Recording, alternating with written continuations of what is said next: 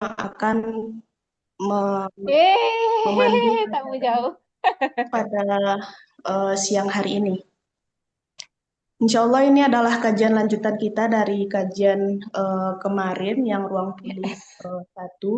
Mas Anto. Yang Oh, sekarang kita nggak tahu mengangkat tema hari gitu. menjemput hening di tengah riuh. Mungkin dari teman-teman semua, bapak-bapak ibu semua, relate ya, merasakan sekarang dunia dengan kesibukan dunia, dengan hiruk pikuk dunia, kita mencari hening atau mencari tenang di tengah-tengah semua masalah. Jadi kita memutuskan untuk mengangkat tema ini. Dan tema ini akan bersambung nanti ke ruang pulih berikutnya. Sekarang kita sapa-sapa dulu mungkin ya peserta di ruang pulih ini. Pertama ada Bu Ririn Wuryani. Assalamualaikum Ibu.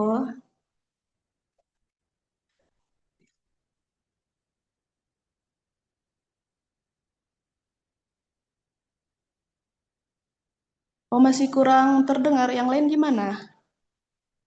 Apakah suara saya masih kurang terdengar, Bapak Ibu? Jelas Mbak.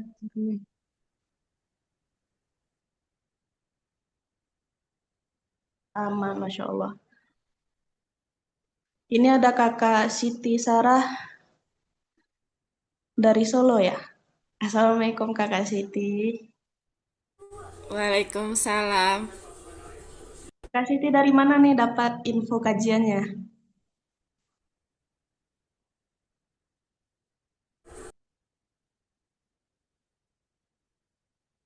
Sebelumnya pernah ikut Kak? Belum pernah, baru pertama kali.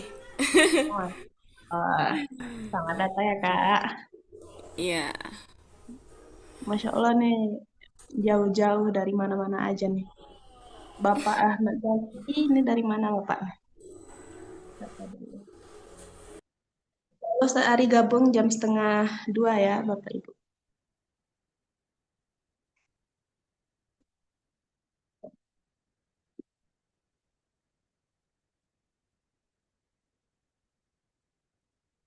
Ada Kakak Laila, Lima Riantika, Kak Rismatul Aziza, nih Bu Teni, Bu Dokter juga udah hadir.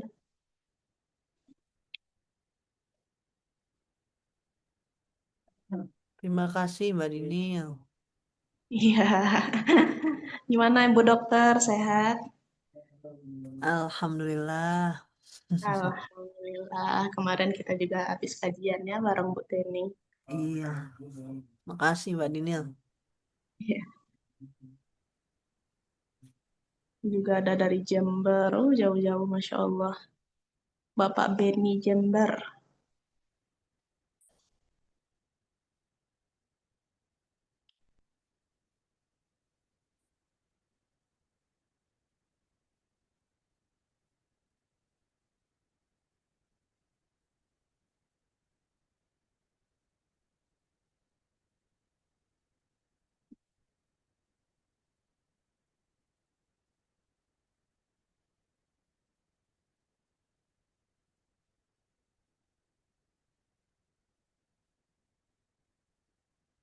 Ibu Ririn, apakah suaranya udah jelas, Bu?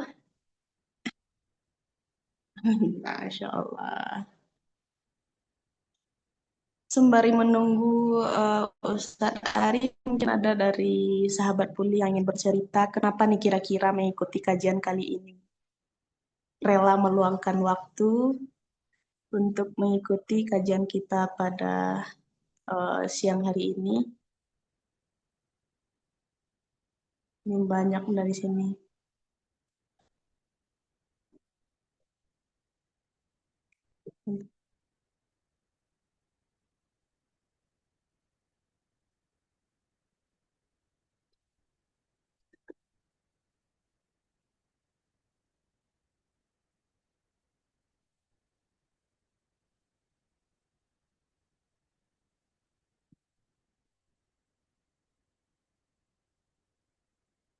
Recording in progress.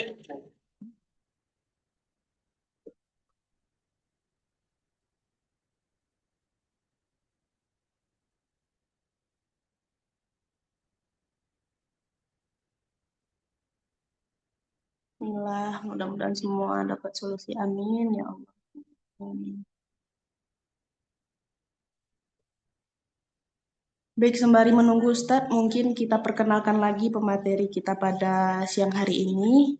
Insya Allah yang akan diisi Ustadz kita, Ustadz Arizal Harudin.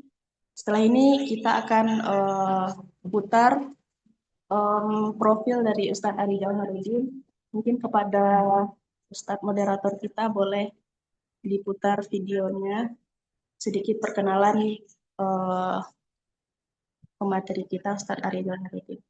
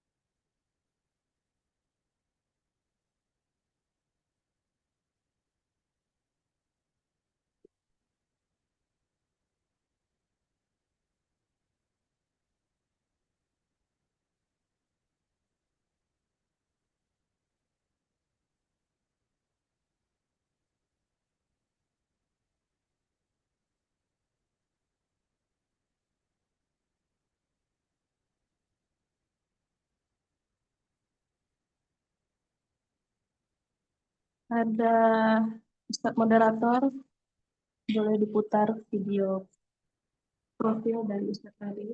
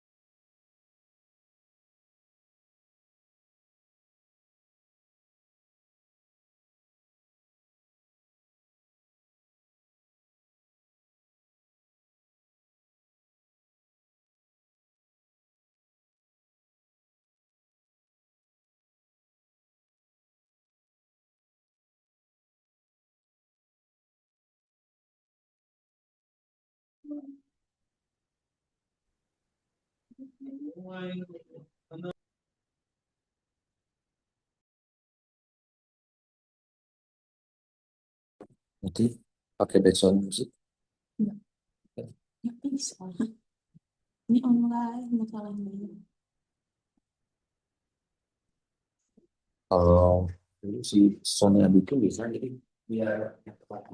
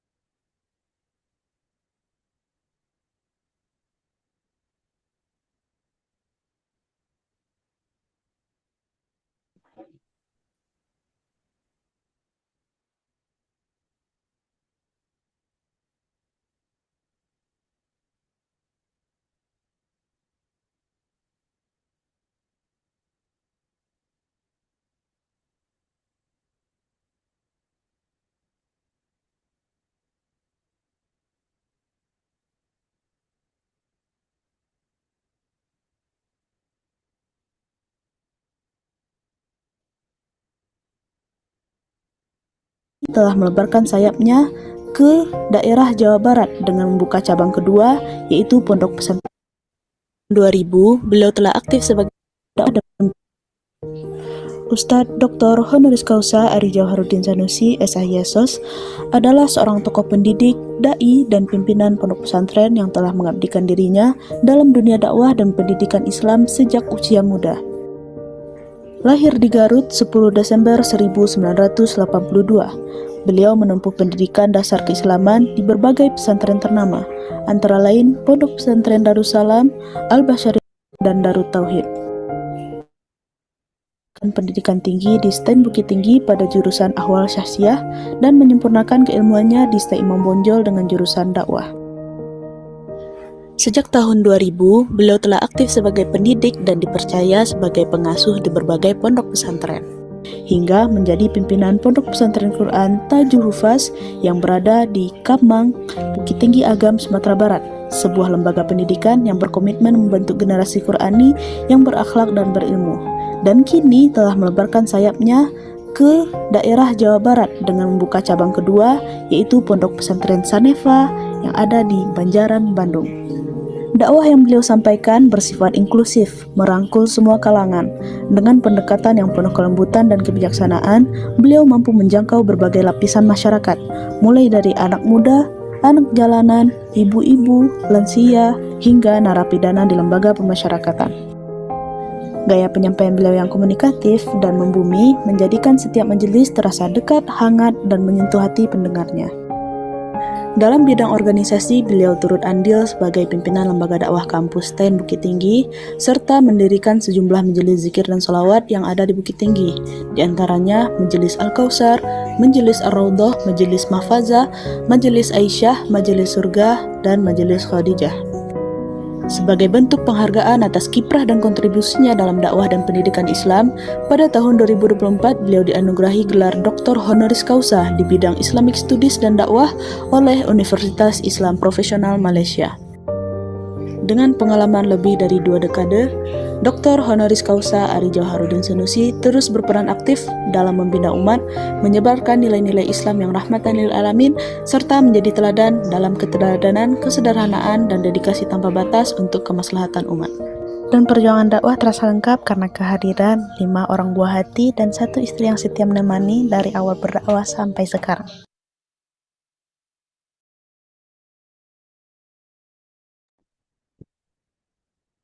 Baik, alhamdulillah Bapak Ibu, itulah sedikit profil dari Ustadz kita, Ustadz Ari Jauharuddin. Selanjutnya, Dini akan menjelaskan rundown acara kita pada siang hari ini. Yang pertama yaitu pembukaan yang sedang berlangsung. Yang kedua ada kajian dari Ustadz Ari, kemudian ada sesi sharing, sesi muhasabah, dan ditutup nanti sesi doa. Tanpa berlama-lama lagi, kebetulan Ustadz Ari juga sudah bergabung di tengah-tengah kita semua. Kita masuk ke acara yang kedua, yaitu kajian dari Ustadz Ari Jauharuddin.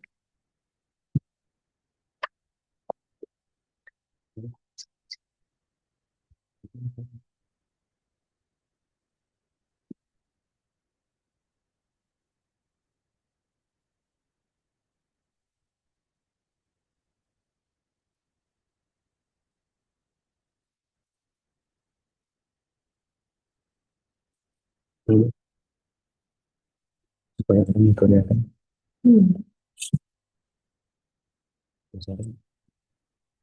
Kalau orang nggak kelihatan, udah lihat buku tambah aja.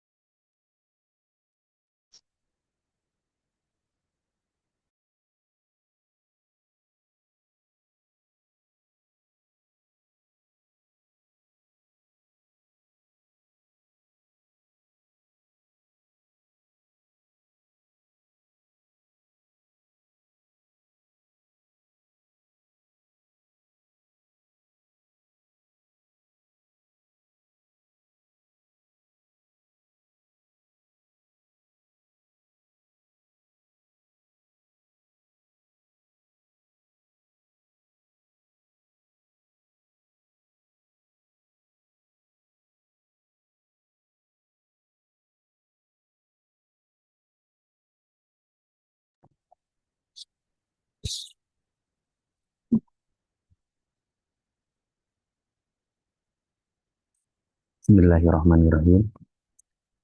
Assalamualaikum warahmatullahi wabarakatuh. Waalaikumsalam warahmatullahi wabarakatuh. Alhamdulillahirabbil alamin. Wa bihi nasta'inu ala umuri dunya waddin wa ala alihi wa ashabihi rasulillahi ajmain. Rabbi shrahli sadri wa yassirli amri wahlul 'uqdatam min lisani yafqahu qawli. Alhamdulillahirabbil alamin. Segala puji bagi Allah yang siang ini kembali mempertemukan kita bukan sekedar dalam satu ruangan Zoom, tapi mudah-mudahan dalam satu frekuensi hati.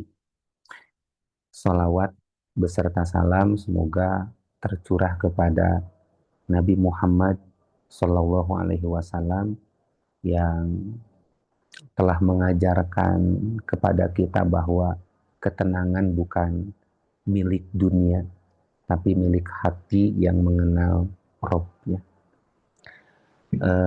Saudara yang Allah cintai, ibu bapak, apa kabar siang hari ini? Puasa siang-siang kita Zoom. Mudah-mudahan lemahnya fisik kita karena ketaatan tidak membuat kita lemah di dalam melakukan amal-amal kebaikan.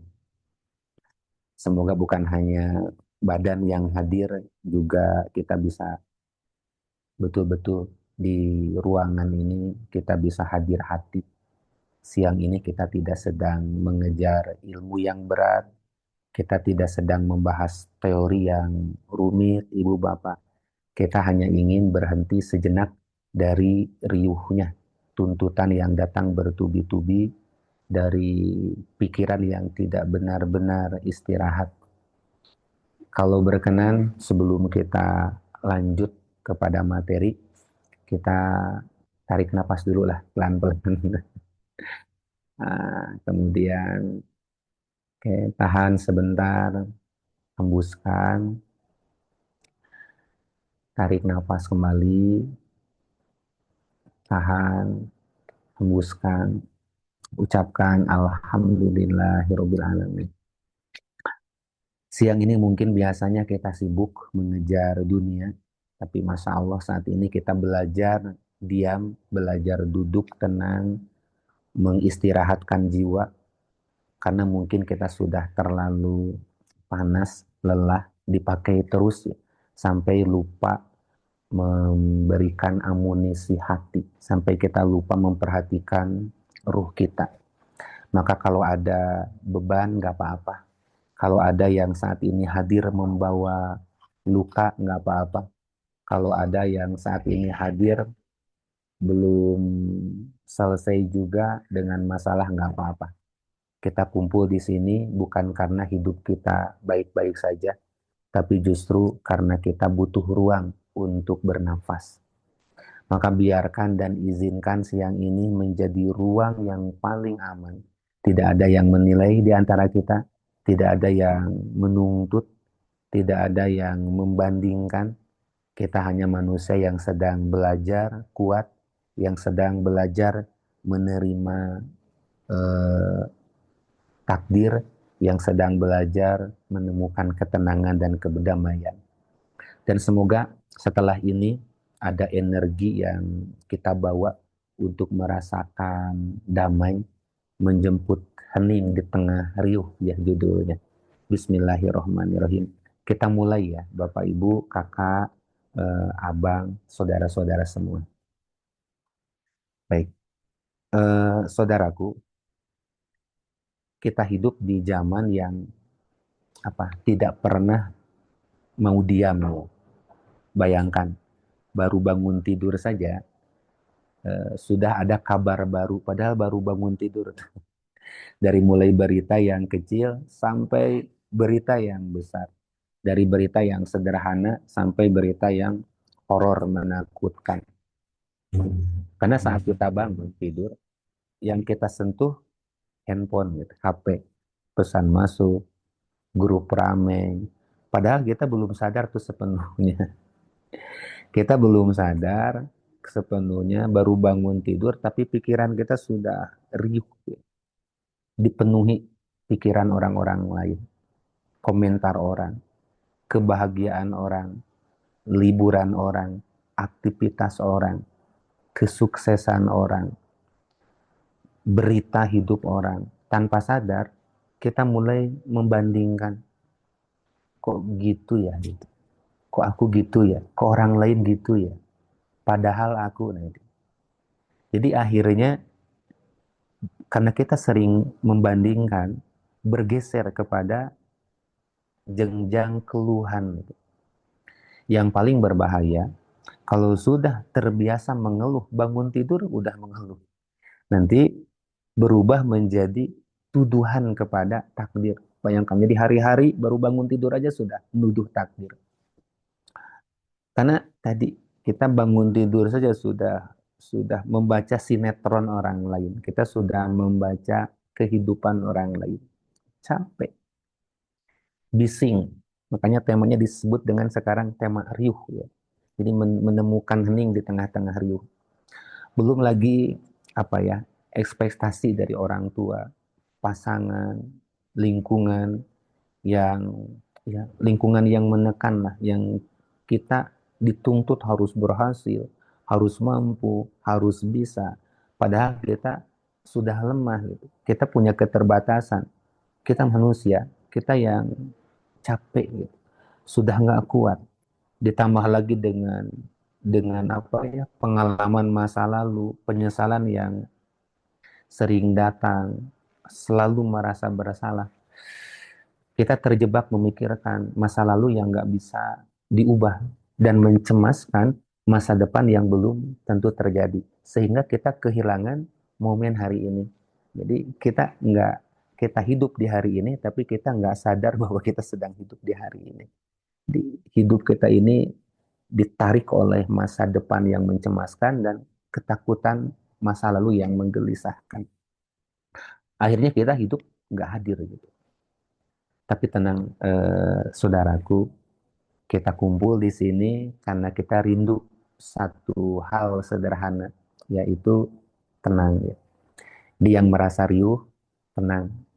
Anda nggak sendiri, banyak teman. Dan semoga ini awal kita belajar kembali bagaimana rasanya menemukan hening. Karena kalau ini dibiarkan, bukan hanya membuat kita lelah. Karena kalau dibiarkan, pikiran terlalu riuh dan penuh dengan pikiran dan bayangan-bayangan, akhirnya penuh ya. Kalau sudah penuh, ia akan meluap. Dan biasanya yang pertama terkena luapan itu adalah orang terdekat kita, anak, pasangan. Jadi marah ke anak, mudah tersinggung, gampang membentak. Kalau dibiarkan, khawatir riuh itu menjadi racun yang berbahaya. Baik, saudara-saudaraku yang saya muliakan dan yang mudah-mudahan Allah cintai. Baik, sekarang kita berusaha latihan ya, bukan latihan, berbicara sharing. Bagaimana ikhtiar kita untuk menemukan hening di tengah healing. Paling tidak saya ingin memberikan 3 langkah ya, kiat mudah-mudahan ini bisa membantu menemukan hening di tengah-tengah riuh kita. Dan tentu kita melihat daripada sumber Al-Quran ya. Di yang pertama, saya terinspirasi dari Quran surat Ar-Ra'du ya, ayat 28. Nanti kakak, abang, saudara-saudara boleh lihat di dalam Quran surat Ar-Ra'du ayat 28. Kayaknya ayat ini sudah familiar ya, udah dikenal. Apalagi kalau sering ngaji manajemen qalbu ya. A'udzubillahi minasyaitonirrajim.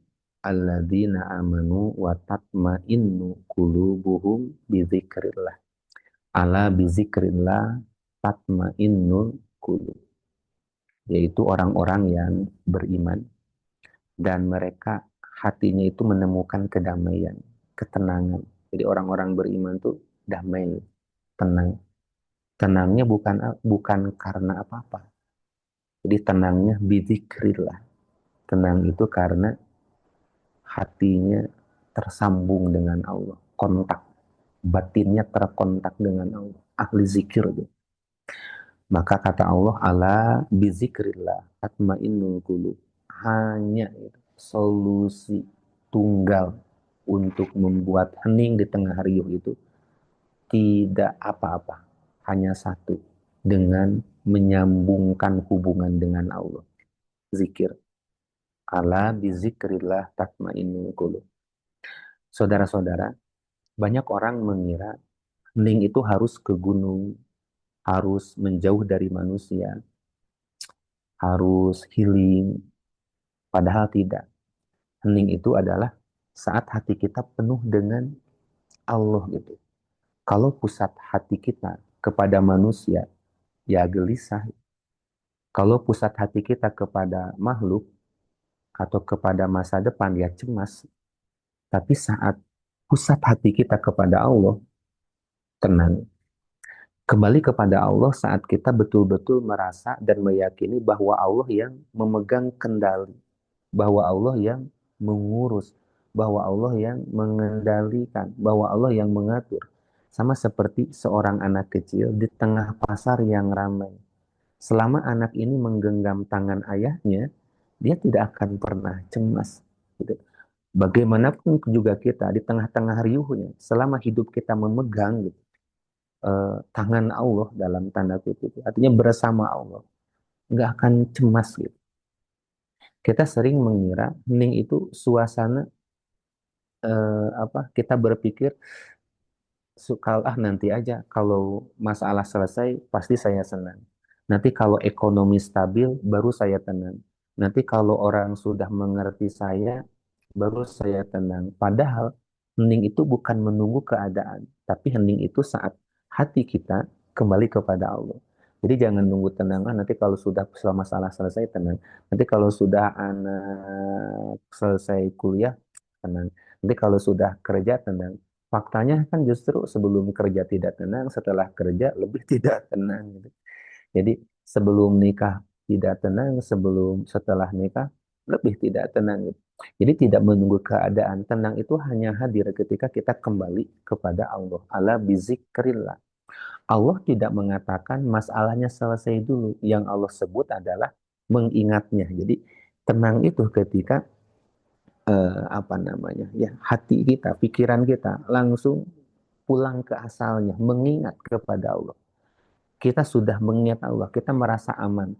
Kalau sudah semua dalam kendalinya, aman. Inilah yang melahirkan rasa tenang. Kita ini lelah bukan karena ujiannya sebenarnya, tapi karena kita lelah itu karena kita merasa memikul beban itu sendirian. Nah, saudara-saudaraku, bagaimana caranya kembali kepada Allah? Ya, dengan zikir itu gitu. Oke. Paling tidak ada beberapa sedikit tip lah gitu. Cara tenang kepada Allah, kembali kepada Allah. Satu, beri jeda pada diri gitu. Kalau dalam sholat itu tumaninah ya. Jadi beri jeda dulu. Jadi latih diri untuk tidak langsung reaksi gitu. Ketika ada sesuatu yang terjadi, tarik nafas perlahan dulu. Sebut aja, ya Allah. Gitu. Ini sederhana, tapi ini powerful. Gitu. Ini sederhana, tapi cara ini lumayan untuk bikin Anda adem hati Anda. Gitu. Jadi kalau ada sesuatu terjadi, contoh, kaca, gelas pecah. Terus jangan langsung bereaksi dulu. Latihan untuk memberi jeda. Stop. Ya Allah itu. Ya Allah. Ini sederhana tapi ini powerful. Kenapa? Karena seringkali yang membuat hati kita makin gelisah adalah reaksi spontan kita. Gelas pecah, langsung reaksi. Tidak ditanya, diambil gagang sapu, dipukul anak di depan. Padahal bukan anak yang salah. Reaksi spontan. Nah, saat cemas rizki, sebut ya Allah, ya Rozak. Saat ada ancaman ini, ada gempa gitu, ada turbulensi, tenang, kasih jeda, tarik nafas, sebut ya salam. Ini bukan sekedar zikir, tapi latihan memindahkan pusat ketenangan gitu. Sering curhat ke Allah.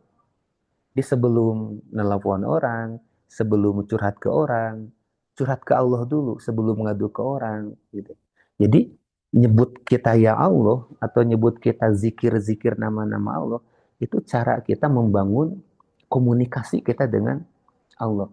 Dan kalau sudah hati kita terbangun dengan Allah, tatmainnul qulub, insya Allah akan sedikit membantu melepaskan berat beban yang ada di hati kita.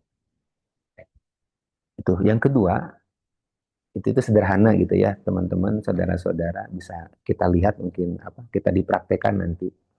Kalau ada, saya kemarin waktu acara di Bandung kebetulan ada orang tua sedang, ini serius, saya punya Umi ya, waktu kemarin saya baru pulang dari Bandung, Umi saya 3 hari dirawat tanpa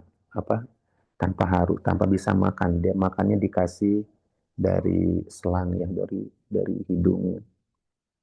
Kemudian darah keluar dari atas, dari bawah. Ini saya di usia 84 tahun gitu. Nah, tapi demi Allah saya bersaksi itu di bulan Ramadan ini tidak pernah lisannya berhenti dua, zikir dan sholawat gitu. Zikir dan sholawat. Jadi saya tanya, apa yang Umi rasakan? Apakah sakit? Nggak ada yang sakit. Umi lapar? Nggak ada yang lapar. Umi lemah? Nggak ada yang lemah. Apa yang Umi rasakan? Umi kesel aja mau pulang ke rumah gitu. Jadi kondisi yang bahkan kata dokter harus dirujuk ke daerah Bandung, ada dikasih selang di perut. Ini saya baru paham, dulu pernah mendengar Rasul mengatakan bahwa orang mukmin saja kalau lapar makannya zikir gitu. Jadi dia nggak masuk fisik hanya sekedar, tapi zikir Allah, nyebutnya Allah, kemudian baca Quran, tapi fit gitu, sehat. Ya Allah, ternyata zikir itu energi bukan hanya batin saja, tapi mempengaruhi kepada fisik dan kesehatan. Sekarang alhamdulillah sudah pulang ke rumah, padahal dokter harus merujuk ke rumah sakit, salah satu rumah sakit di Bandung. Sebelumnya kami di Garut ya. Maka kata dokter, aneh kenapa pulang? Dan sekarang sehat, betul-betul sehat. Zikir, bukan hanya sehat fisik, tapi itu tenang, cerah gitu. Dan memang zikir itu menjadi cemilan dia gitu. Dan tidak bereaksi selama saya beribu dengan ibu itu gitu. Umi dari mulai kecil, saya hampir tidak pernah melihat Umi itu dia marah gitu. Jadi itu kalau anaknya bermasalah, dia gitu ngusap dada itu orang tuh. Ya Allah gitu. Nah, itu udah menstabilkan gitu. Itu latihan ya, apapun reaksi kita. Kita kan sering jatuh kepada ya reaksi yang spontan. Akhirnya kita menyesal, rugi. Karena kalau reaksi spontan yang bicara bukan logika tapi perasaan. Kadang-kadang perasaan itu ditunggangi oleh setan gitu. Oke. Yang kedua, kenapa kita riuh atau capek atau tidak hening? Karena kita mengambil posisi Tuhan dalam hidup kita. Kita ingin mengendalikan yang sebenarnya bukan wilayah kita gitu. Kita ingin semua sesuai rencana kita. Kita ingin semua orang bersikap sesuai dengan harapan kita. Kita ingin masa depan berjalan sesuai dengan keinginan kita. Dan saat realita tidak sesuai dengan apa yang kita inginkan, kita gelisah, kita marah, kita kecewa, kita memaksa untuk mengendalikan hasil, ingin menentukan waktu, ingin memastikan semuanya berhasil. Itulah sumber letih. Saudara-saudara, teman-teman, kita sadar ya, saya ini hamba, kita ini hamba. Hamba itu tugasnya taat, bukan mengatur. Coba kita sadar dan terima posisi kita, bahwa kita sebagai seorang hamba. Jadi ya Allah, aku tidak bisa mengendalikan semuanya. Aku hanya bisa berusaha sesuai yang aku bisa. Engkau yang maha mengatur. Jadi terima, sadar akan posisi kita sebagai seorang hamba. Apa yang akan terjadi eh, apa dada kalau sudah kita belajar menerima kita sebagai hamba atau kita sadar diri kita sebagai hamba, ya paling tidak dada mulai longgar, napas mulai ringan, pikiran mulai tenang, karena kita sudah meletakkan beban di tempat yang seharusnya. Kita tidak mengambil peran Tuhan dalam kehidupan kita. Yang membuat capek itu kan kita yang mengambil alih ya peran Tuhan dalam kehidupan kita. Seolah-olah kita yang harus mengatur semuanya. Maka kalau ingin hening, sahabat-sahabat, turunkan diri dari kursi pengatur hidup, duduklah kembali menjadi seorang hamba. Oke. Dan terakhir, serahkan ya, tawakal. Ini dalam Quran surat At-Tolak untuk menemukan hening di tengah-tengah riuh itu. Wa may yatawakkal 'alallah fahuwa hasbuh. Jadi hening itu bukan karena masalah hilang, tapi karena beban berpindah dan pundak kita berada dalam genggaman Allah. Hamba yang bersandar kepada Robnya, dia tidak akan dibiarkan sendiri, percayalah. Jadi jangan tambah kontrol, jangan tambah ambisi mengatur, cukup akui dan serahkan.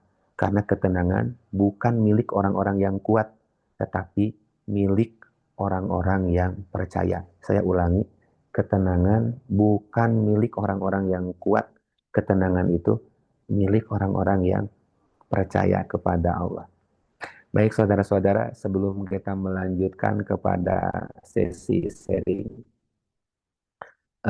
mungkin nanti kita muhasabah ya, terakhir dengan doa. Saya kembalikan kepada MC kalau sekiranya ada yang mau sharing, boleh nanti kalau sharing-sharing sekali lagi tidak apa-apa. Kalau sekiranya kita semua di sini membawa masalah, membawa riuh, kita berbagi. Sekali lagi ini bukan hanya membahas tentang teori yang rumit, pelajaran yang berat. Ini hanya ruang sharing untuk sama-sama kita mencari dan belajar menemukan ketenangan di tengah-tengah riuh gitu. Ini teman rumang curhat saja mungkin. Nanti silahkan saya kembalikan kepada MC dulu kalau ada yang mau sharing atau mau memberikan masukan atau mau memberikan pengalaman ya.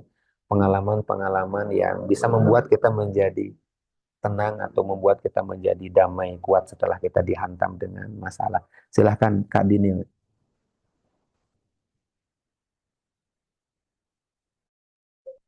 Baik,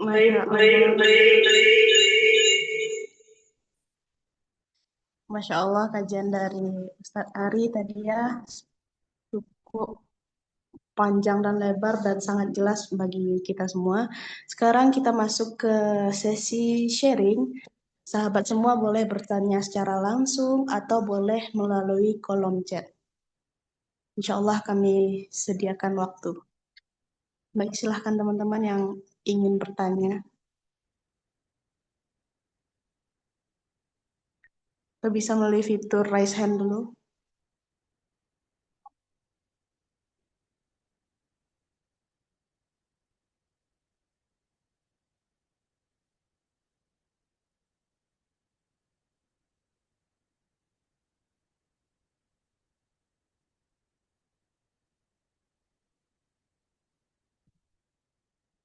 Baik, Ibu Desi. Silahkan Ibu Desi. Ruang dan waktu kami persilahkan.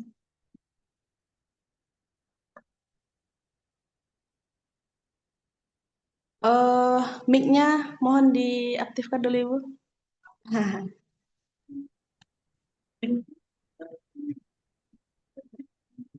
Assalamualaikum Pak Ustadz. Waalaikumsalam. Bu Desi yang kemarin. Bu Desi, alhamdulillah Bu Desi. Ya. Apa kabar Bu Desi dari Jakarta Timur? Alhamdulillah Pak Ustadz. Alhamdulillah kami bisa silaturahmi. Ya Bu, barangkali mau sharing, mau berbagi pengalaman. Mangga Bu, mangga ya, silahkan.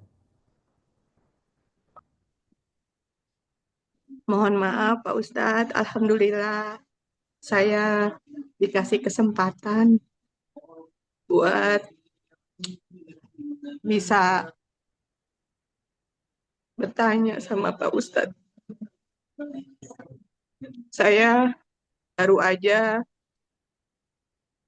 di bulan November suami saya meninggal dunia Innalillahi. dan saya tidak memiliki keturunan.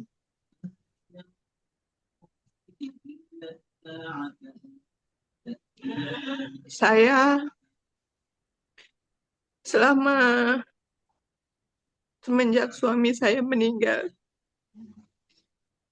kenapa hati saya semakin perih ketika saya membaca Al-Quran, membaca zikir. Saya berusaha untuk ikhlas, untuk ridho atas ketentuan Allah, atas yang sedang berlaku dalam diri saya. Karena saya berpisah dengan suami saya,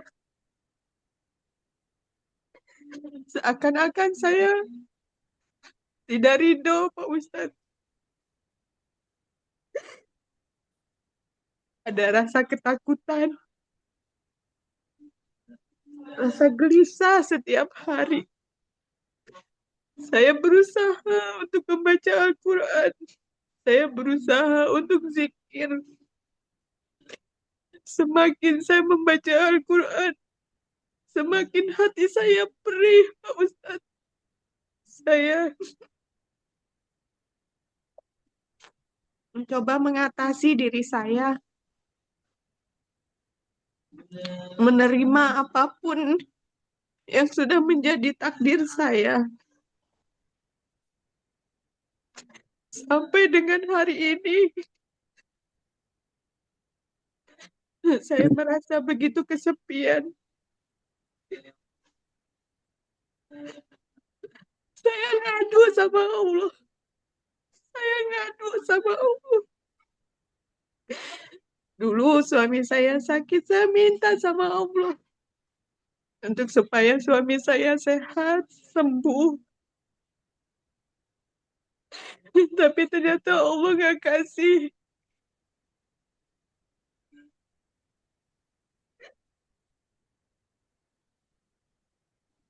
Saya minta sama Allah. Untuk sekarang saya minta tenang. Tapi semakin saya meminta tenang sama Allah, kenapa hati saya semakin perih, Pak Ustadz? Assalamualaikum. Dari mana, Bang?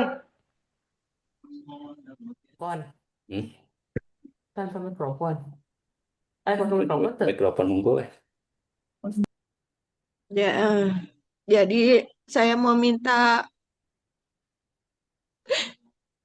dari Pak Ustadz, apa yang harus Desi lakukan, Pak Ustadz? Assalamualaikum warahmatullahi wabarakatuh. Waalaikumsalam warahmatullahi wabarakatuh.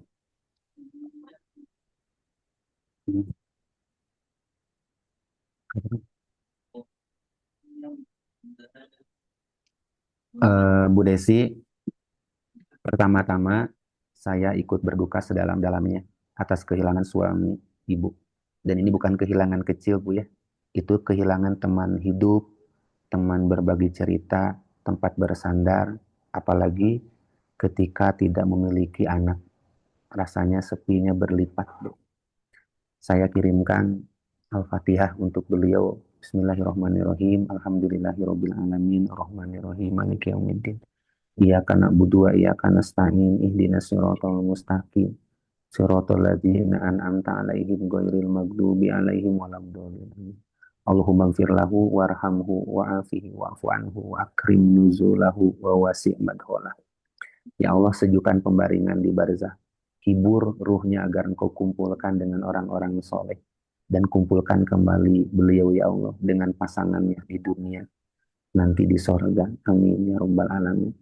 Ibu, satu hal yang perlu Bu Desi sadari, Ibu perih saat zikir dan sholat itu bukan tanda Ibu tidak ikhlas. Justru itu tanda hati Ibu sedang hidup. Ya. Ibu menangis bukan tanda nggak ikhlas. Ya. Rasul juga pernah menangis ketika meninggal anaknya Ibrahim. Apa kata Rasul? Al-ainu tadma wal qalbu yahzan wala naqulu ila ma yardo. Hati saya menangis, jiwa saya sedih, tapi tetap saya berprasangka baik kepada Allah. Saat Rasul menangis, sahabat protes, ya Rasul, anta kadzalik kok nangis engkau gitu.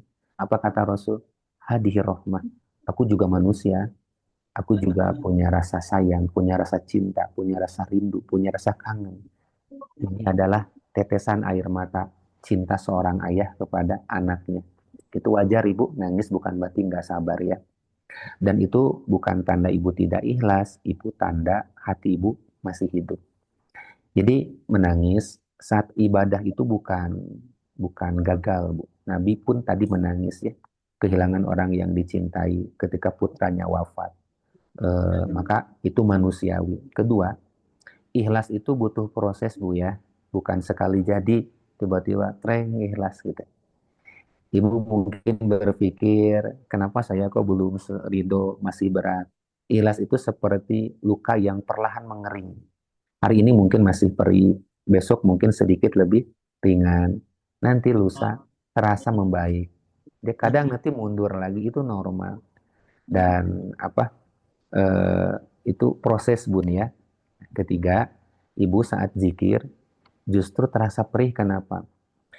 Itu karena saat zikir hati ibu menjadi jujur. Saat sholat, dinding pertahanan ibu runtuh gitu. Yang selama ini ditahan keluar semua curhat. Kalau curhat itu kan gitu Nabuna.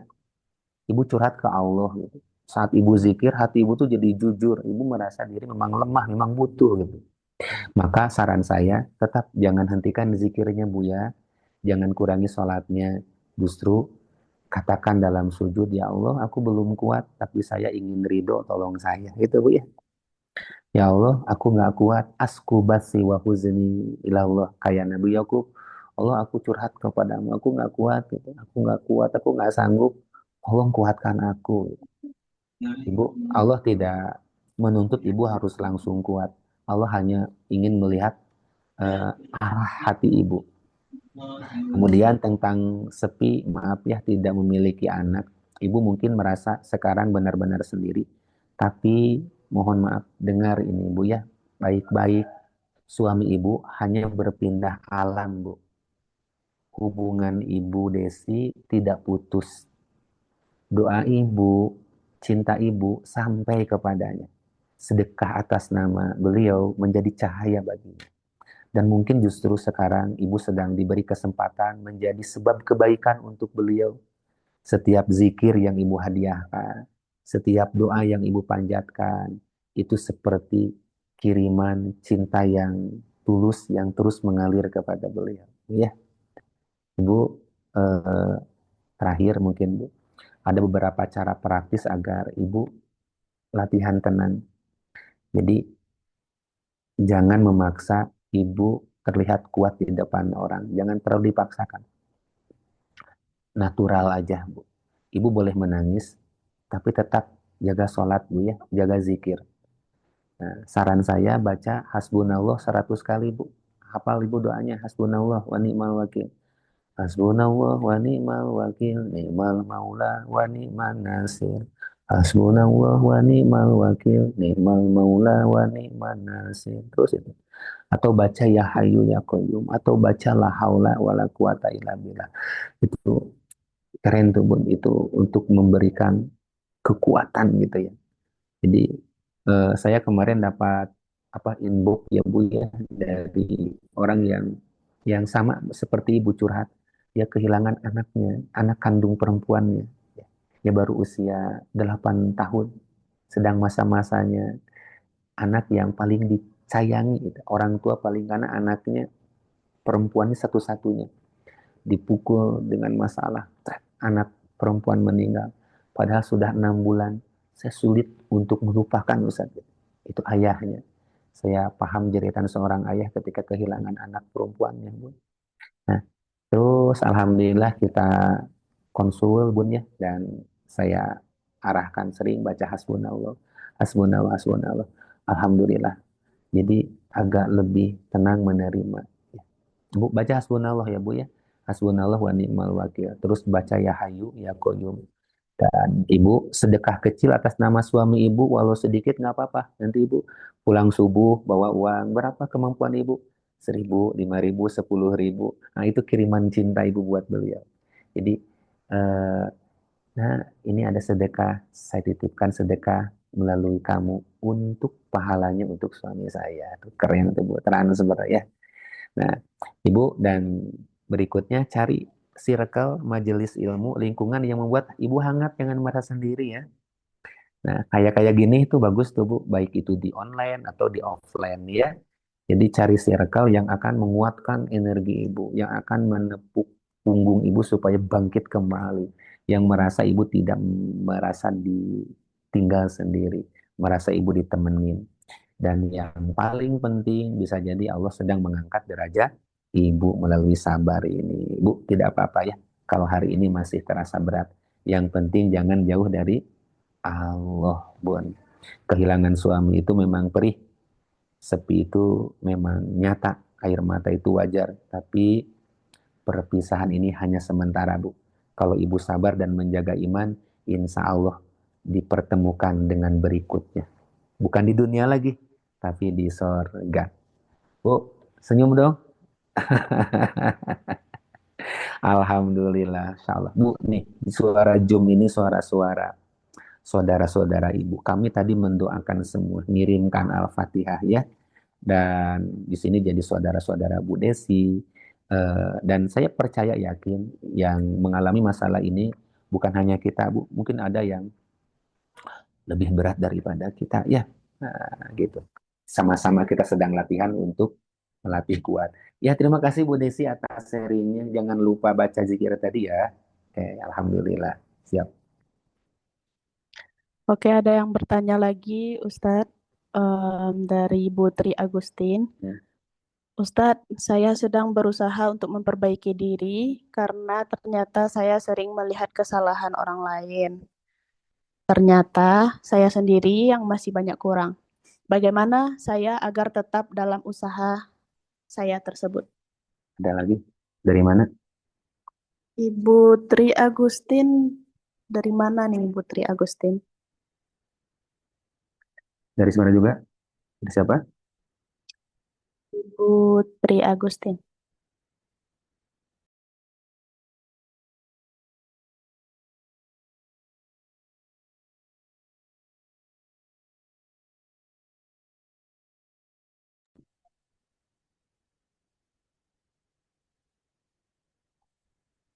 Ada lagi? Di bawah. Enggak, baru-baru Ibu Tri Agustin aja. Mungkin Ustadz bisa langsung jawab. Apa tadi pertanyaan? Ulangi. Ustadz, saya sedang berusaha untuk memperbaiki diri. Karena ternyata saya sering melihat kesalahan orang lain.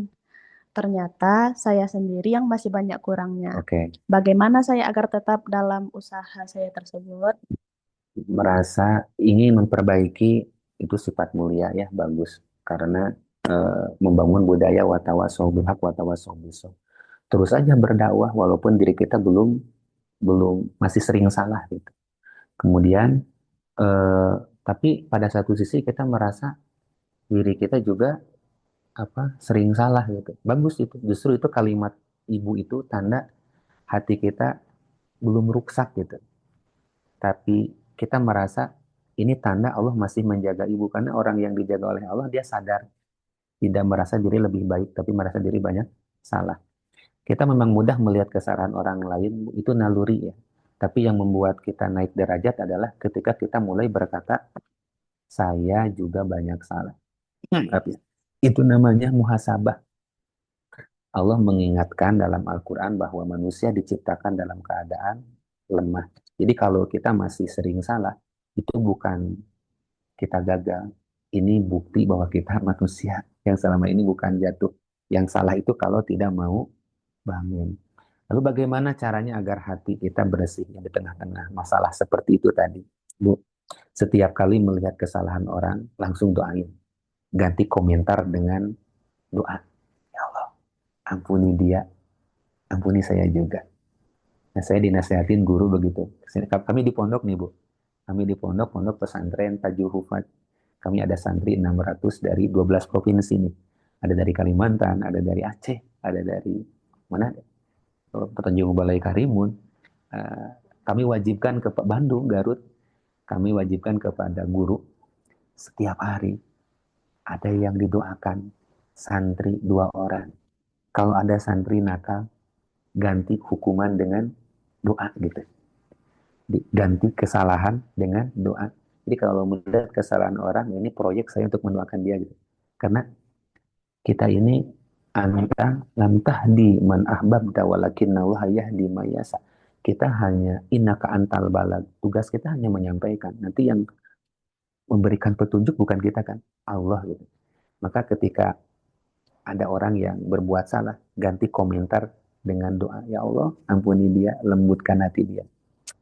Itu Bu. Yang kedua, alihkan fokus ke diri sendiri.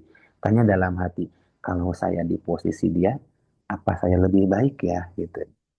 Sehingga kalau melihat kesalahan orang lain, ganti posisinya, arahkan. Sehingga nanti akan berefek begini. Makanya kata Sayyidina Ali, sebaik-baiknya saya, lebih baik kamu, seburuk-buruknya kamu, lebih buruk saya.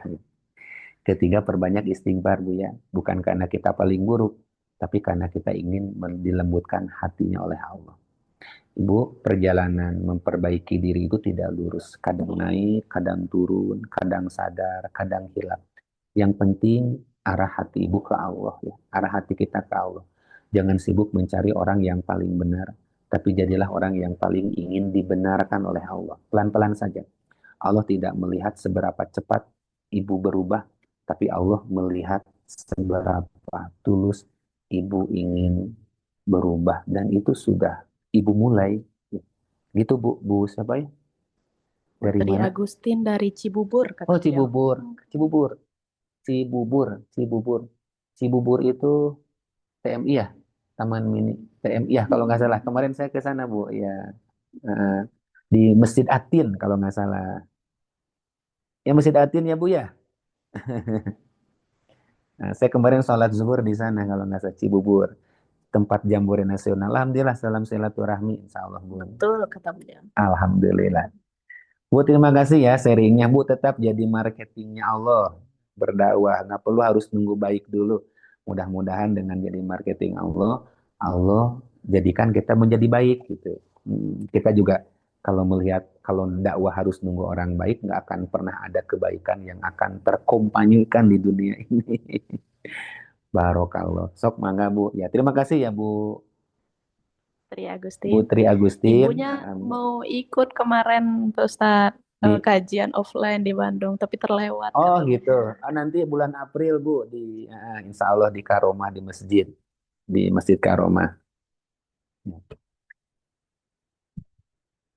Baik, dari saudara semua, sahabat pulih semua, masih ada yang ingin sharing atau Sharing atau mungkin pengalaman. nih ada dari Ibu Fiska. Waduh. Ridho terhadap takdir Allah yang tidak pernah memilih bahu yang salah dalam memberikan ujian. Hmm. Kami juga baru ditinggal buah hati anak kami, Nazwa Khairun Nisa, umur 10 tahun. Zikir hasbunallah wa ni'mal wakil meringankan kesedihan kami, dan kami yakin kekosongan itu diisi oleh kasih sayang Allah. Masya Allah, itu sharingnya, Ustaz. Dari siapa? Dari Ibu Fiska Fitriani, Az-Zahra dari Indramayu, nih, Ustaz. Indramayu. Kapan ibu meninggal anaknya? Udah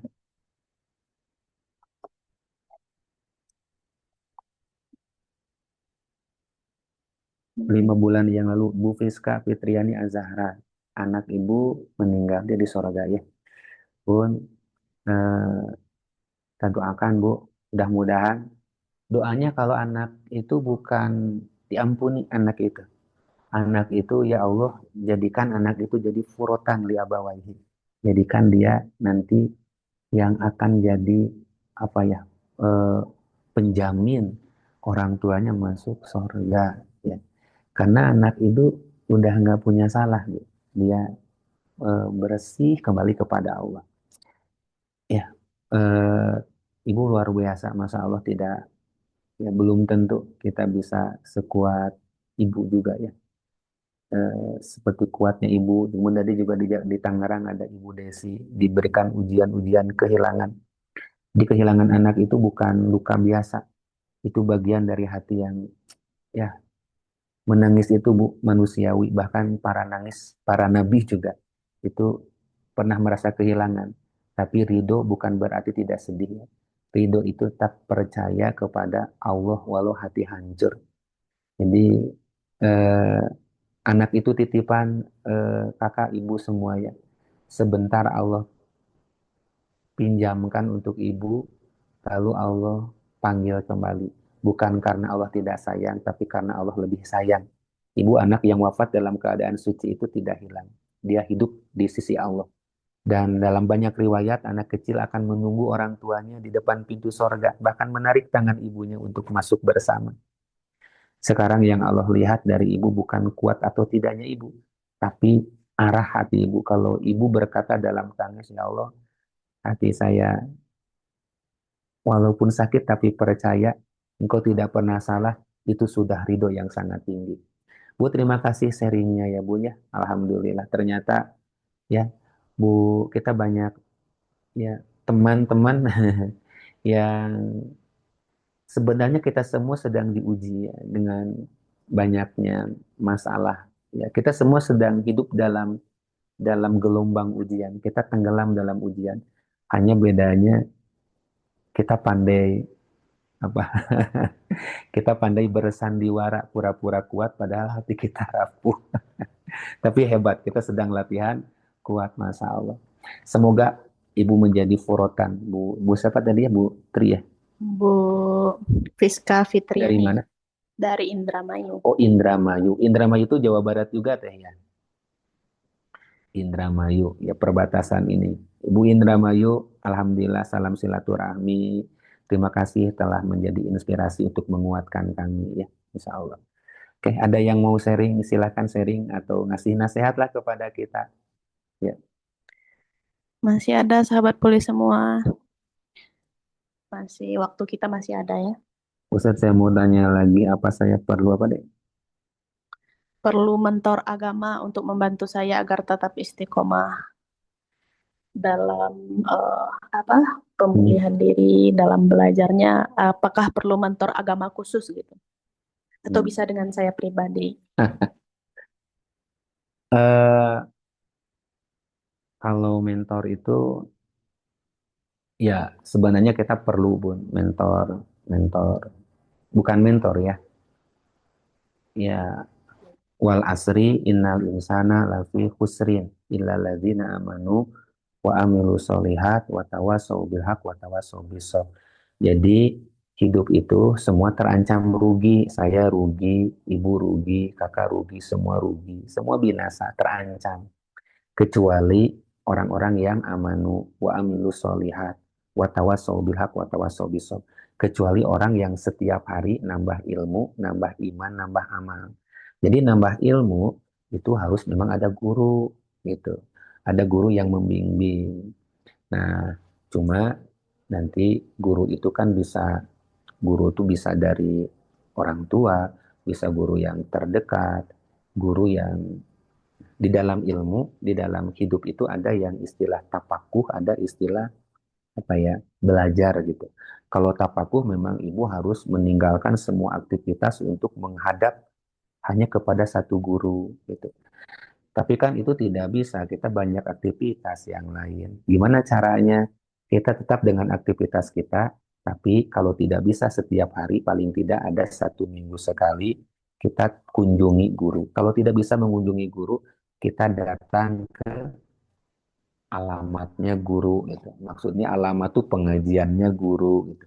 Oh, dekat dari pengajian guru cukup Bu dengan online kan sekarang bisa juga dengan Zoom ya. Banyak guru-guru yang bisa mendampingi dijadikan mentor gitu Bun ya. Itu bisa seminggu sekali. Seperti sekarang ini nih gitu. Kita akan kumpul-kumpul Bu. Gitu. Atau carilah komunitas Bun gitu. Cari komunitas-komunitas yang bisa ya membimbing kita untuk terarah gitu. Boleh, boleh, boleh, boleh, boleh. Jadi nggak usah cari cari cari mentor. Ibu cukup aja datang ke pengajian atau nanti konsultasi atau masuk kepada komunitas gitu. Kita bisa belajar ya saling menguatkan di sana dan saling bisa melahirkan inspirasi-inspirasi, bisa saling menguatkan. Begitu Bu dari Tangerang ya. Dari Tangerang sana. Cibubur, Cibubur. Nah, Ustaz ini bagaimana? ada pertanyaan Hmm. yang cukup ini, Ustaz. Pertanyaan tentang goib. Hmm. Saya mau bertanya dari Ibu Nurjanah Lubis. Hmm. Apakah mungkin seorang Muslim diganggu dengan makhluk halus kiriman Muslim lain? Hmm. Hmm. Mungkin seperti santet, mungkin atau apa, ya, kayak ilmu-ilmu hitam gitu, Ustaz. Apakah mungkin seorang Muslim Ya, Pak mengirim? Ustadz, Dari mana, Bu? Ya, Nurjana Pak dari Depok izin bertanya. Hmm. Assalamualaikum warahmatullahi wabarakatuh. Itu. Waalaikumsalam Salam ya. warahmatullahi. Iya, kadang-kadang ya saya merasa dalam kehidupan ini banyak masalah ya. Kalau dari keluarga, dari suami dan anak-anak. Nah, salah satunya nih suami saya. Dia memang dulu lulusan fisika dan kerja di Batan Tenaga Atom ya. Jadi kan lebih sifatnya yang lebih fisik. Satu kali dia merasa mendapat gangguan gitu. Jadi ada yang suka membisiki dia atau apa seperti jin-jin yang ribut dalam pikirannya dia. Kemudian akhirnya nggak jauh dari rumah kami tuh memang banyak kejadian-kejadian, misalnya eh, tetangga ada yang banyak yang cerai gitu. Nah, kemudian ini suami punya pendapat, ini tetangga sebelah ini kayaknya dia punya piaraan gitu ya, piaraan dalam tanda kutip. Dia suka keganggu saudara-saudara apa tetangga-tetangga lain termasuk dia. Jadi dia sering mendengar ada suara-suara dalam pikirannya dia gitu, yang membuat dia kadang-kadang kacau gitu. Jadi kalau dari sisi psikologis seperti atau ilmu kesehatan dia seperti orang yang schizofren gitu ya. Tapi secara fisik sih nggak masalah, cuma dia juga nggak pikir ini bukan masalah fisik, bukan masalah psikis gitu. Karena merasa dia diganggu, ada orang yang selalu mengirim dia keributan-keributan di pikirannya dia gitu. Jadi satu kali ya dia misalnya dia ngedengar dalam pikirannya dia, loh kan kalau dia nggak makan, kalau dia makan nggak baca Bismillah, kita bisa makan nih makanannya dia. Tapi begitu dia baca Bismillah, ya dia baca Bismillah, saya jadi nggak bisa makan makanannya dia. Seperti ada suara-suara seperti itu, jadi seperti ada gangguan makhluk halus yang menyerang dia. Jadi kadang-kadang coba tuh kamu lihat tetangga-tetangga, kan banyak yang cerai. Mungkin ini masalahnya ada yang ngegangguin sehingga satu antar keluarga tuh selalu ada masalah dan ada perpecahan. Kayaknya di keluarga kita juga adanya gangguan seperti itu juga tuh, makanya anak-anak kita pada pergi dari rumah. Saya nggak kepikiran kalau ada orang yang mau mengganggu kita ya. Ya kalau misalnya kita merasa diganggu, kita berlindung pada Allah yang lebih kuat melindungi kita daripada kita harus memikirkan gangguannya itu sendiri ya. Tapi ini beda pendapat dengan suami saya. Katanya ya itu jeleknya orang itu karena dia selalu mengirim kita gangguan-gangguan seperti itu. Jadi antara pola melihat sudut yang berbeda dari satu masalah. Kalau saya percaya Allah Maha Kuat, kita lebih baik berlindung aja pada Allah daripada kita harus memikirkan gangguan orang itu. Tapi seperti saya bilang, ini orang nih seringnya mengganggu gitu. Sampai masalah internet pun atau wifi aja tuh, karena dia sering ngecek langganan wifi kita tuh selalu diambil sama dia, tiba-tiba drop gitu. Gangguan-gangguannya dari hal-hal yang seperti itu yang agak gaib. Cuma saya kepikiran ya harusnya kita berlindung ya kepada Allah yang lebih kuat ya, daripada kita harus mempercayai bahwa dia lebih mampu menggoda kita ya. Tapi selalu ada perbedaan pendapat yang kadang-kadang mungkin sebaiknya saya diem aja ya kalau dia punya pendapat bahwa ada gangguan seperti itu. Ibu Nurjanah Lubis. Dari mana, Bu? Saya tinggal di Depok. Oh, Depok. Di Depok. Iya. Musim hujan sekarang, Bu? Nggak? Hari ini kebetulan lagi ada agak panas ya. Kemarin Ada sering panas. hujan. Ibu, jadi secara akidah dalam Islam memang jin itu ada karena makhluk gaib ya, dan percaya kepada makhluk gaib itu bagian daripada iman, harus percaya. Bahkan Al-Quran juga memang menceritakan, Bun ya, bahkan ada surat jin. Bahkan kalau di Mekah itu ibu, kalau ibu umroh atau haji di daerah Ma'ala dekat kuburannya Sayyidah Khadijah ada masjid jin di sana. Ada masjid jin. Bahkan Rasulullah pernah sholat, baca Quran surat Ar-Rahman, bahkan memuji jin, kata Rasulullah. Tuh tengok jin, lihat. Jin itu ketika di ala irobikum kadziban, responnya dia bagus. Kalian mendengar bacaan ayat Al-Quran kok biasa-biasa saja, kalah sama jin gitu. Nah, jin itu pernah masuk Islam, dan di jin itu ada yang baik, ada yang buruk, Bun ya. Bu, jadi percaya kepada jin itu memang disebutkan dalam Al-Quran. Dan gangguan jin itu memang ada, gitu. Gangguan jin itu memang ada, dan gangguan-gangguan memang ada orang yang berkolaborasi, bersinergi, minta bantuan kepada jin gitu ya, Bu. Tapi tetap jin itu tidak memberikan daya kekuatan apapun, Bu.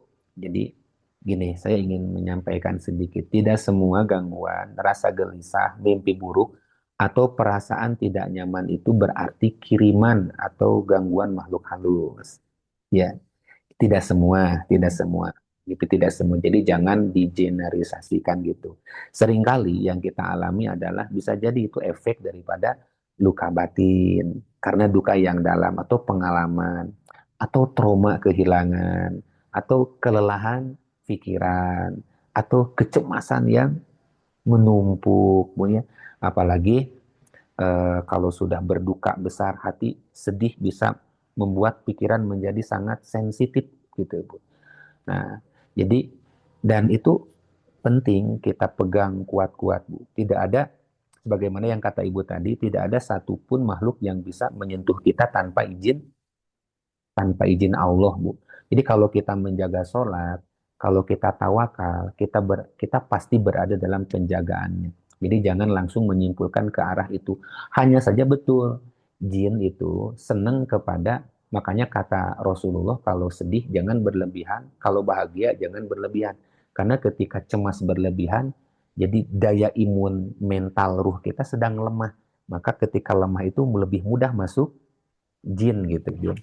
Maka kalau sedang sedih jangan berlebihan, kalau sedang kecewa jangan berlebihan. Karena ketika kecewa atau memikirkan berlebihan, di sana pertahanan iman kita itu sedang lemah. Lebih mudah masuk jin. Makanya ketika itu kenapa, Bu, orang yang kesurupan gitu, orang kesurupan itu kan lebih dipengaruhi oleh jin ya. Orang kesurupan tuh jarang orang yang sadar lah, Bu. Orang yang kesurupan tuh biasanya orang yang melamun atau yang sedang sedih berat gitu. Yang sedang emosional berat gitu, sedang marah. Nah, itu pertahanannya masuk lagi. Memang jin itu ada, tapi dia tidak akan memberikan apapun kekuatan kalau kita pertahanan kita zikir, Bu ya, kata Imam An-Nawawi itu zikir itu keren. Saya punya teman, Bu. Saya punya teman. Ini serius, Bu. Saya punya teman, Bu.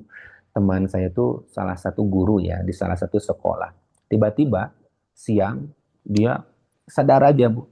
Tiba-tiba memukul, dak gitu. Dia tangannya itu memukul meja. Kaget lah guru-guru yang lain.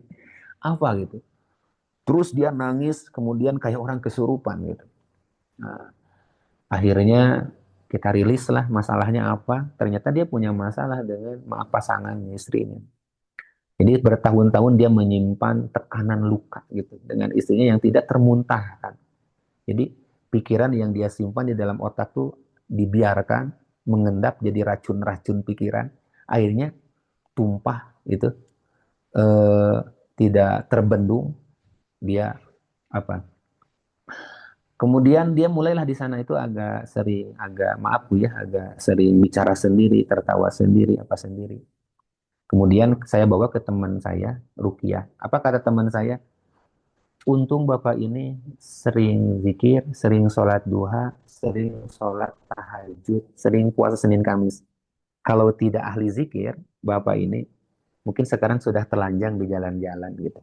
Gitu. Bayangkan Bun ya. Dan memang Bapak itu rajin Bu, sholat duha. Jadi sholat duha, zikir, sholat tahajud, puasa Senin Kamis. Dan Alhamdulillah sekarang sudah stabil kembali. Jadi kata guru saya, dia bilang kalau sekiranya Bapak ini tidak ahli zikir, mungkin sekarang sudah dilihat di pasar-pasar telanjang-telanjang. Sebenarnya udah jadi orang gila. Karena saking beratnya masalah. Bun, jadi kalau bisa saya setuju dengan Ibu ya. Jadi tidak semua gangguan itu dari jin. Ya. Jin tidak akan memberikan apapun dampak kalau kita jaga sholat, baca ayat kursi sebelum tidur, baca al-ikhlas, anas, perbanyak istighfar, nggak akan ada. Laman ya lima autoita, wala mutia lima manata, wala ronda lima kodoita, wala yanfa'udal jad min kaljad. Ibu laksanakan aja itu sebelum tidur baca ayat kursi, insya Allah tuh Bu. Jadi itu imun ruh yang sangat kuat dengan zikir itu. Ibu ini ya, Ibu Nurjana, terima kasih sharingnya, alhamdulillah. Setuju saya, Bun. Terima kasih. Iya, Ya, terima kasih. Memang saat ini sih setiap pagi dan sore tuh suami saya selalu baca ayat itu ya, pagi dan iya, sore ya. Mau tidur juga begitu. Saya juga biasanya begitu sambil salawat dengan Nabi ya. Mudah-mudahan sih masalahnya bisa teratasi ya. Tapi amin. kecurigaan-kecurigaan itu masih selalu ada aja yang kadang-kadang, aduh di Zikir mana aja, ya? zikir, zikir.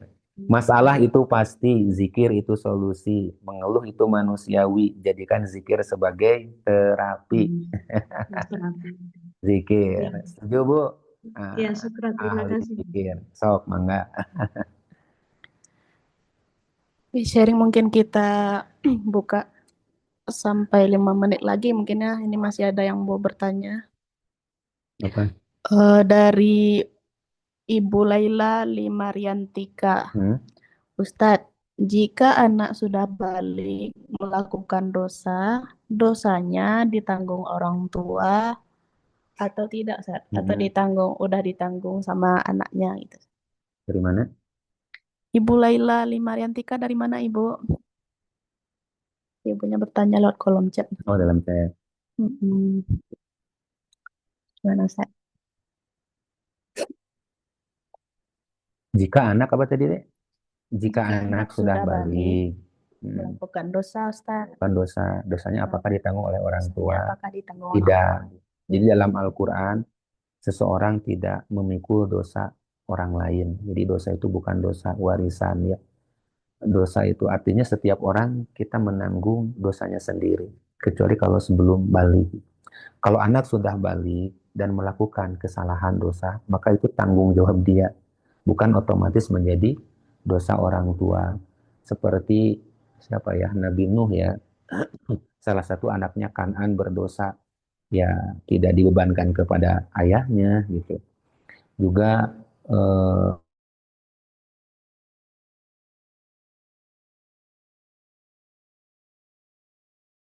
dengan ayahnya Namrud ya tidak juga ada maksudnya tidak juga lari ke Namrud, jadi sendiri-sendiri. Kecuali orang tua dulu yang mengajarkan keburukan, membiarkan tanpa nasihat sama sekali, atau justru mendorong pada dosa, itu berbeda.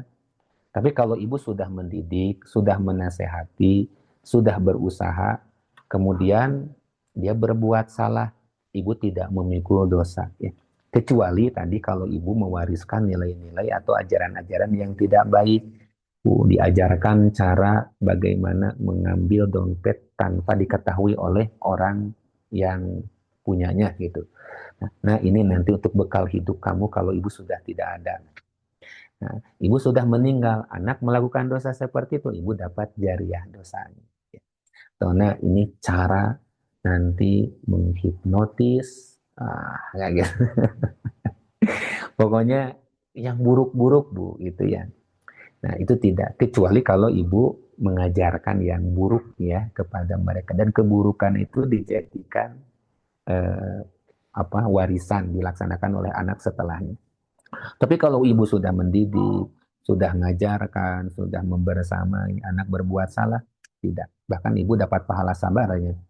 Jadi kalau anak ibu sudah wafat, maka urusannya sekarang langsung dengan itu Allah gitu Bu, yang nanti urusannya dengan Allah yang Maha Pengampun. Ibu gitu ya, tugas ibu mendidik dan mendoakan. Hidayah dan hisab itu milik Allah. Kalau ibu merasa ada kekurangan di masa lalu, jangan tenggelam dengan rasa bersalah. Perbanyak doa, Bu. Ya Allah, ampunilah anakku jika ada kekuranganku dalam mendidiknya, ampuni aku. Lembutkan dia ya Allah, lembutkan dia ya Allah, lembutkan dia ya Allah. Layyin qalbahu kama layan tal hadid li Daud alaihi salam, atau Allahumma ya muqallibal qulub sabit qulubahu ala dinika wa ta'atika. Pakai bahasa Indonesia aja lah. Apalagi doa ibu tuh lebih baik daripada doa 100 wali ibu. Ibu sujud aja dalam doa diijabah oleh Allah. Saya perhatikan banyak orang-orang, saya pernah hampir baca biografi orang-orang sukses, tidak pernah mereka sukses tanpa keterlibatan doa ibu. Masya Allah, ibu doain aja. Doa itu tidak langsung harus kontan dibayar ya. Bisa jadi nanti berubahnya anak tuh setelah ibu nggak ada gitu. Ya. Ibu doain aja dalam sujud. Jadi boleh doa dalam sujud ketika sholat boleh. Pakai bahasa Indonesia boleh ya Allah. Atau bahasa Arab ya yang diajarkan oleh Al-Quran, Robbana hablana min azwajina wa zurriyatina, dalam sujud. Itu keren tuh.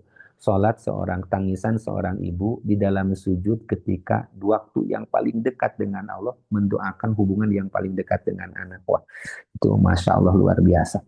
Diijabah oleh Allah. Doakan saja, Bun. Bunda, ya, dari mana tadi itu? Ibunya nggak input. Masih ada yang bertanya, Sat. Gimana, Sat? Kira-kira? Sekali lagi, coba. Ada 2 orang lagi kebetulan. Nah, yang pertama dari Ibu Fiska Fitriani, ada raise hand nih. Ibu mau langsung bertanya atau dari kolom chat aja? Di kolom chat udah bilang sih. Masih mengganjal, Ustadz. Di setiap hening, habis sholat, selalu terlintas ketika anak salah, saya suka memarahinya. Dan terkadang Dede meminta sesuatu yang gak diturutin. Jadi sampai sekarang merasa bersalah yang terus-menerus. Gimana caranya biar gak kepikiran terus rasa bersalah ini, Ustadz? Hatur nuhun. Rasa bersalah sehabis memarahi anak. Dari mana? Ibu dari Indramayu. Ini Ibu Fiska Fitriani. Nah, ada satu lagi, Sat. Mau dirapel aja? Nah, satu aja dulu boleh. Bu, rasa mengganjal itu tanda, ya memang merasa itu kan tanda kelembutan ibu ya. Karena orang tua yang keras hatinya justru tidak merasa bersalah saat marah gitu. Justru merasa memang pantas saya memarahin. Ibu ketika sudah marah kemudian ibu nangis, ibu merasa bersalah, ya itulah rasa bersalah yang tumbuh daripada kasih sayang seorang ibu. Itulah cinta sebenarnya. Maka saya ingin luruskan ibunya gini. Ibu marah kepada anak tidak otomatis dosa ya. Marah sering kali muncul karena ingin anaknya baik kan. Semua sepakat gitu kan Bu. Karena sayang, karena takut anak salah jalan. Yang salah itu bukan marahnya, tapi kalau marahnya zolim, menyakiti, atau mendoakan keburukannya. Ya Allah gitu, anak saya itu jangan kau jodohkan gitu. Ya Allah, anak saya itu jangan kau luluskan. Nah, itu marah yang tidak sehat, Bu. Dan sekarang anak ibu sudah kembali kepada Allah umpamanya. Sudah apa? eh, ada Hijrah. hijrah ya. Anak ibu itu. Bu tidak setiap marah gitu. Jadi ibu marah itu justru kalau tidak penelitian bahkan anak-anak yang sukses itu karena cerewetnya ibu, Bu. Jadi cerewetnya seorang ibu itu membuat anak-anak kita sukses. Bu. Bayangkan kalau ibu-ibu tidak cerewet ya, gitu. Cerewet itu baik, Bu, menurut guru saya. Menurut guru saya itu ibu tidak semua marah apa namanya tidak harus disesali, Bu. Kalau memang marah itu karena niatnya baik, insya Allah jadi ibadah, Bu. Gitu, Bu ya. Mm-mm. Apalagi deh, Woi, ada dari Bapak Badri, Bu Badri. Jomin, Timur, Karawang. Ya. Jauh. Cara mendidik anak 16 tahun, Ustaz. Saya selalu melarang atau menolak permintaan anak saya seperti naik motor sendiri, main keluar sama teman-temannya. Apakah saya salah, Ustaz? Kalau bahasa Gen Z-nya strict parent, Hmm. orang yang melarang anaknya ke sini, tapi demi kebaikan. Dari mana? Dari Jawa Jomin. Jomin ini nama daerah. Jawa Jomin Minang. Timur, Karawang. Ya, dengan usia 16 tahun itu memang unik, Pak ya. Kami di sini banyak santri usia 16 tahun gitu. Memang sedang diuji-ujinya. Dia bukan anak kecil lagi, tapi juga masih belum dewasa sepenuhnya. Jadi kalau setiap keinginannya selalu kita larang, meskipun niatnya demi kebaikan, yang tumbuh seringkali bukan kepahaman, tapi perlawanan diam-diam. Mungkin kita niatnya baik, tapi cara menyampaikan yang perlu kita rawat, Pak ya. Jadi saran saya satu, ubah dari melarang menjadi ngajak diskusi gitu. Jadi remaja itu ingin dihargai pendapatnya daripada kata tidak boleh, pokoknya ayah tidak setuju. Coba nanti bukan maksud maaf ya, ini kan sharing ya. Lebih nyaman gini. Menurut kamu nak, kalau kamu lakukan itu dampaknya apa?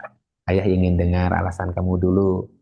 Kan lebih ini Pak, lebih lebih soft gitu ya, lebih soft. Nah, eh, nanti kan anak lebih, kalau kata anak Pak, ini dampaknya buruk.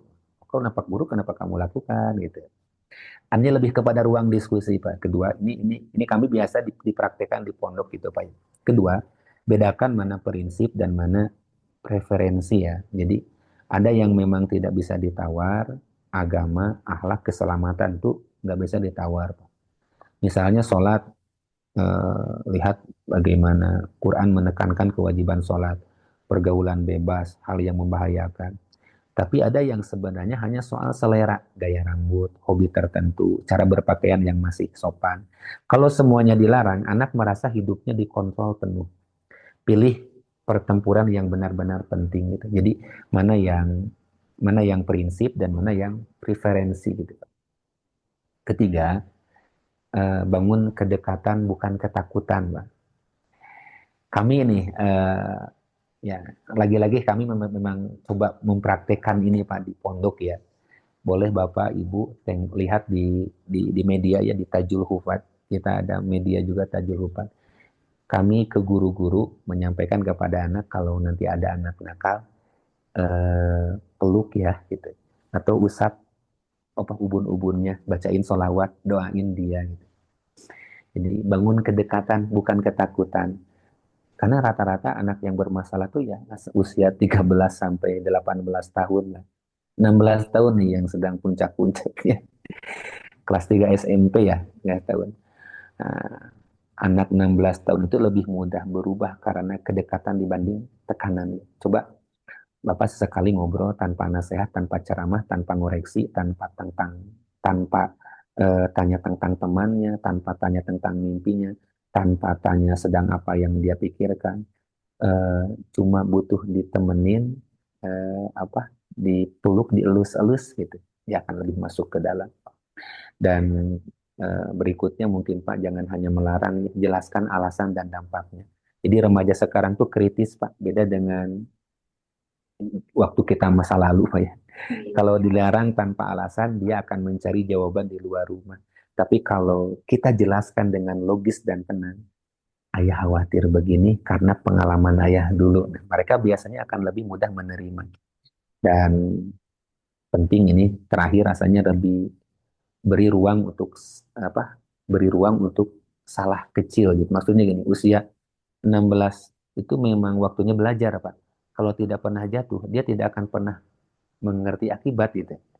Jadi selama kesalahannya masih dalam batas aman, kadang biarkan dia belajar dari konsekuensi.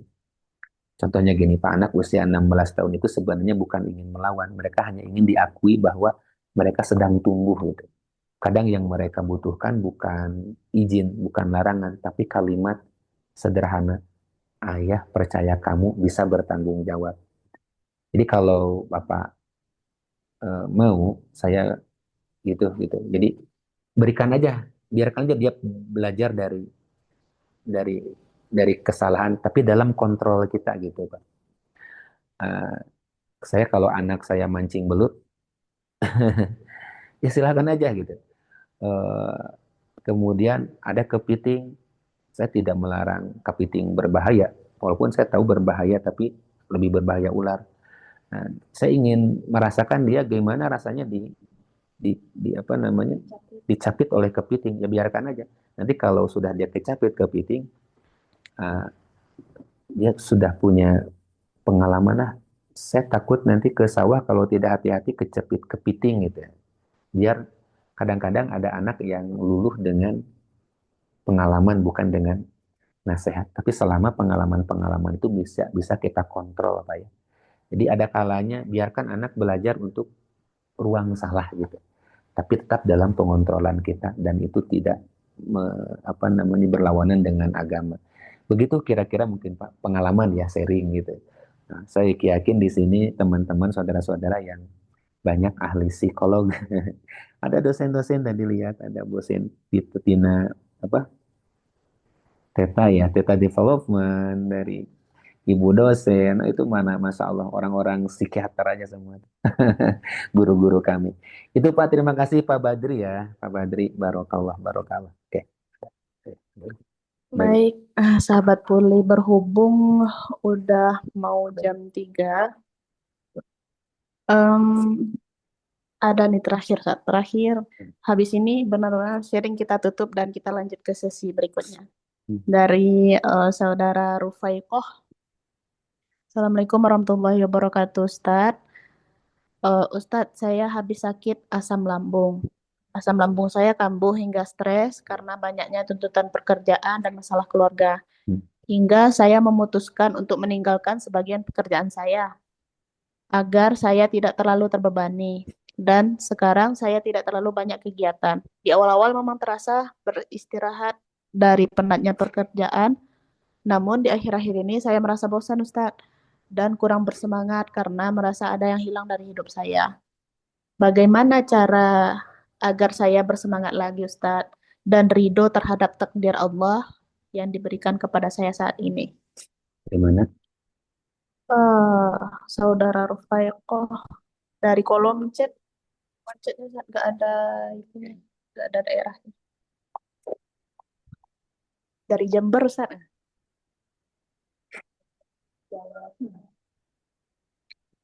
Oke, Mbak ya, Ibu Ruwaidah, Rufaiqoh. Atau Mas? Oke.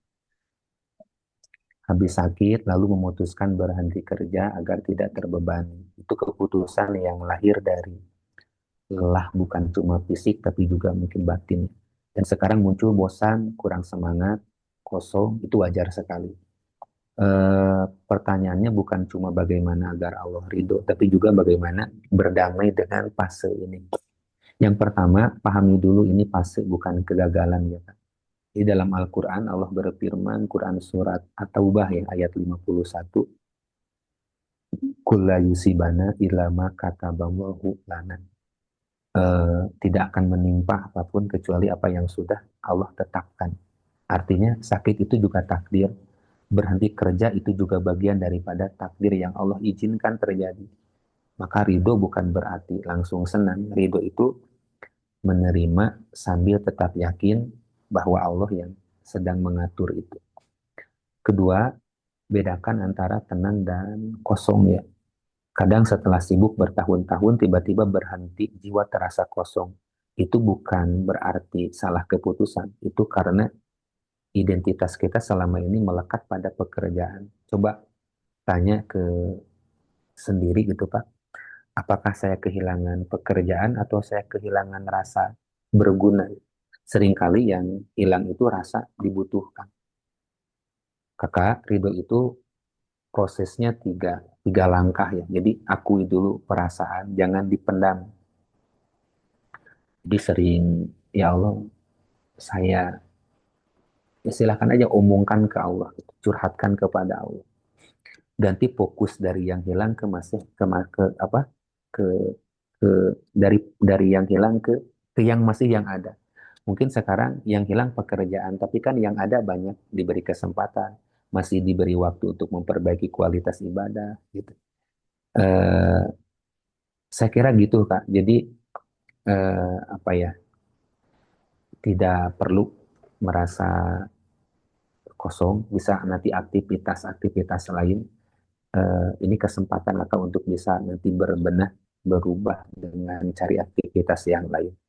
Bapak, Ibu, saudara-saudara, mohon maaf saya tadi ada panggilan acara dengan santri. Kita mungkin ditutup ya dengan tutup dengan sharing, akhiri dengan doa. Mari kita sama-sama. Mudah-mudahan keberkahan ini Allah Subhanahu wa taala limpahkan kepada kita. Mari kita akhiri dengan Al-Fatihah. Bismillahirrahmanirrahim. Alhamdulillahirabbil alamin, arrahmanirrahim, maliki yaumiddin. Iyyaka na'budu wa iyyaka nasta'in. Ihdinas siratal mustaqim. Siratal ladzina an'amta 'alaihim ghairil maghdubi 'alaihim waladdallin. Amin. Allahumma inna nas'aluka bikulli ismin huwa laka samaita bihi nafsak aw 'allamtahu ahadan min khalqik aw anzaltahu fi kitabik aw ista'sarta bihi fi ilmil ghaib indak. Ya Rob, di siang yang sibuk ini kami berhenti sejenak di hadapan-Mu. Ya Allah, Engkau tahu isi hati kami yang paling dalam. Engkau tahu pikiran yang tak pernah berhenti berputar. Engkau tahu beban yang tidak kami ceritakan kepada siapapun. Ya Allah, beri ketenangan kepada hati kami di tengah kesibukan ini. Jangan biarkan dunia terlalu memenuhi dada kami. Jangan biarkan kecemasan lebih besar daripada keimanan kami. Lapangkan dada kami, ya Allah, menerima takdir-Mu. Lembutkan hati kami, ya Allah, menerima keadaan. Kuatkan jiwa kami, ya Allah, menghadapi kenyataan. Ya Allah, jika ada yang sedang kami takutkan, gantikan dengan keyakinan bahwa Engkau selalu bersama kami. Jika ada yang sedang kami khawatirkan, gantikan dengan rasa percaya bahwa Engkau sebaik-baik pengatur kehidupan. Kami tidak minta jalan hidup yang selalu mudah. Kami hanya minta hati yang tetap teduh dalam setiap keadaan.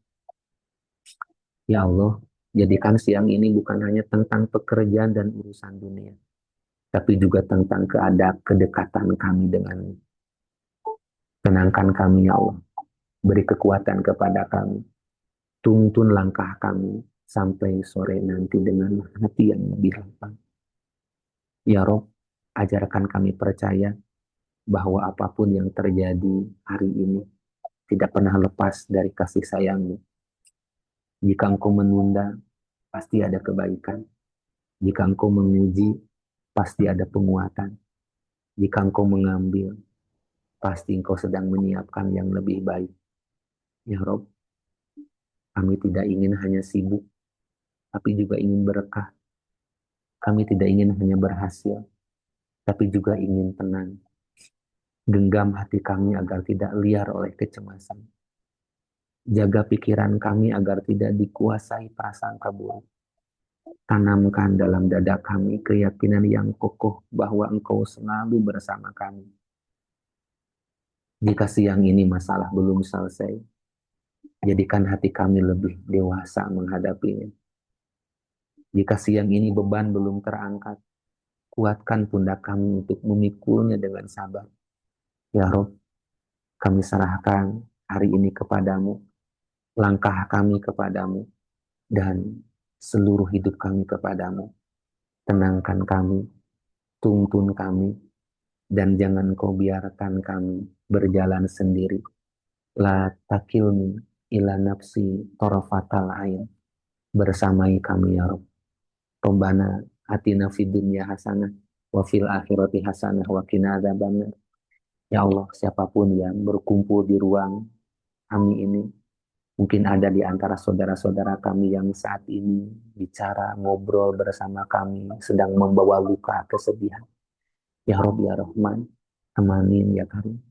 Jadikan kesedihannya menjadi kebahagiaan. Jadikan kecemasannya menjadi ketenangan. Jadikan kesempitannya menjadi kelapangan. Ya Karim ya Rahman. Amin.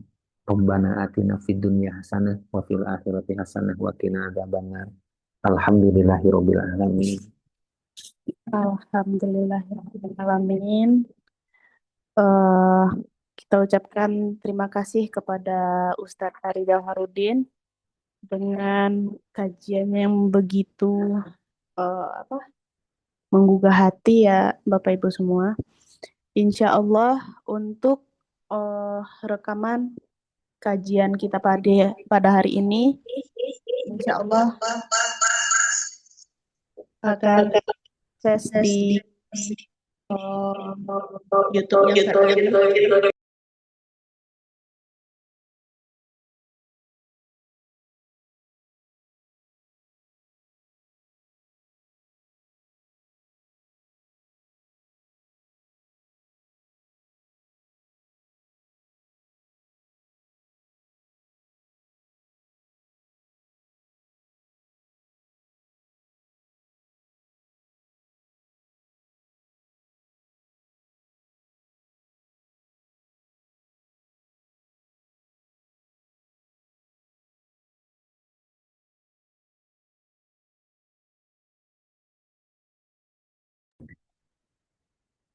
boleh live ya Bapak Ibu yang mau menyiapkan berbuka mungkin ya.